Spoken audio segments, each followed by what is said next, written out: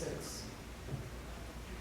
Yeah, look, I think, more of it is about keeping the momentum that we've created over the last 9-10 months, and trying to keep that going, throughout this tournament. I think the scars of 2018, I think, are always going to be there, whether we qualify here and supposedly put it to bed or not.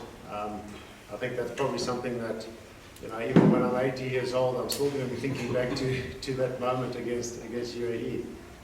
But I think, everybody's put that behind us. I think we're really looking forward to this tournament, and we're playing some really good cricket at the moment. Yeah, and Craig, a lot's been said about Castle Corner and what the Zim fans have brought to the party, and we know Nepal's got some passionate fans of their own, although they won't be here, I imagine. What's that going to do? You're playing all your games at Hera Sports Club in the first round. Do you think that's like 12 man almost? Yeah, I mean, it always makes a huge difference having such a big crowd behind you. It also gives you that little bit of extra energy, maybe at the end of a long day, trying to get through to the end of the day, trying to get your team over the line, having that support.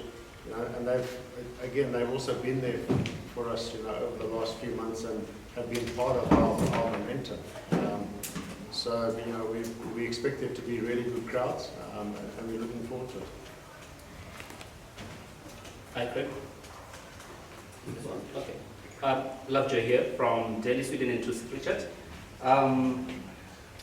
How much confident are you, especially seeing what happened in 2018? How much confident are you that this time around you get all the basics right? How much confident are you that you will please those ever demanding fans? No, look, we're very confident that we can come here and definitely put on a good show. We don't want to think too far ahead. We want to try and take each game as it comes. Each game is vitally important for our momentum, and obviously to accumulate those points. So we are just trying to take it day by day. Yeah. Great help with both Cricket Buzz. I remember coming here back in the day when there was not many people in the ground, and now you're probably one of the best supported teams, certainly outside of the cup, in the game. How has that changed, do you think, and why? Well, I think a lot of it's down to our head coach Dave Houghton, who's changed things around for us, and also when you are playing an exciting brand of cricket and you're winning games, a lot of people want to be a part of that. I think that's what we've done over the last year or so. With us qualifying for the T20 World Cup, I think has also drawn in a lot of support for us. So again, if we can qualify through these qualifiers and get into the 50 over World Cup, I think it will make a massive difference for the country. The head coach, Dave, larryquid@3mob.com. Head coach Dave Houghton has said that the challenge is to make sure that you finish the group top, and then it's not going to be less complicated. How do you keep in the moment, especially since a lot of people keep talking up the 24th as the match against the West Indies as being pivotal to you finishing top? How do you keep yourself in the moment so you don't slip up against the likes of Nepal and Netherlands?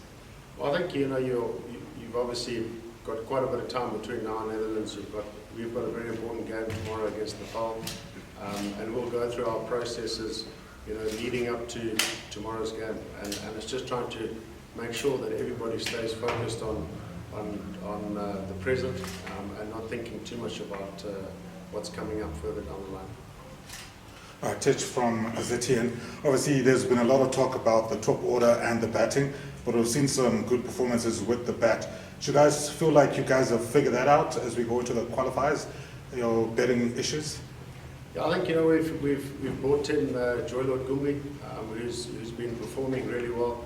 He's put his hand up in numerous games leading up to this. So that's one of the questions that supposedly has been answered with the top order. And we've tried, sort of played around with a few different combinations. So I do think that top order in this tournament is certainly going to be key. And looking at your own performances, how good are you feeling going into this qualifier? Yeah, we had great preparations against Pakistan A, and getting some runs, in that series has its benefits. So, you know, I'd like to start off really well in this tournament. It's always nice to get some runs under your belt early on. It just takes a little bit of the pressure off. But we're all feeling good in the camp. That's what you Brian, it's like, has there been talk between probably some of the senior guys, yourself, Sean Williams, and Raza, that's probably your last chance to try and qualify for the World Cup in Zimbabwe colours, and you are the experienced guys. What has been the talk among some of the senior guys in the team? I think between our senior guys, you know, we've got a World Cup here in 2027, so we're hoping to be around for that. Right, thank you very much, Craig. Craig, just on Sikandar Raza, I mean, he's been like a headliner all around the world now and getting lots of deals everywhere. What does that help you guys with? I mean, does it come with some extra stardust, or what does it say to you that motivates you guys? I think he obviously comes into the change room with a lot of experience, you know, from playing all over the world, and I think he's still very passionate about Zimbabwe cricket, and he still wants everybody to succeed, you know, not just himself. So the knowledge that he imparts on to the younger guys is huge for him, you know, because he's passing on knowledge from all kinds of different conditions, you know. He mingles with different players, you know, world-class players around the world. So it's really nice to have him in the change room and impart his knowledge onto the youngsters.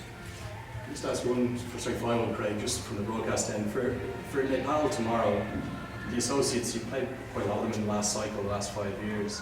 You obviously won't underestimate them, but how much do you know about Nepal, and what are your preparations going into playing them? Yeah, I mean, we haven't played Nepal a hell of a lot. I think we played them in Singapore in a T20 comp a few years ago. But you know, they're also a really good side. They automatically qualified to come here.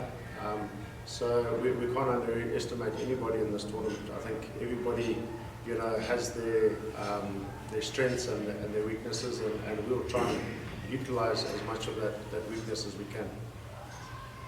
Thanks, Craig.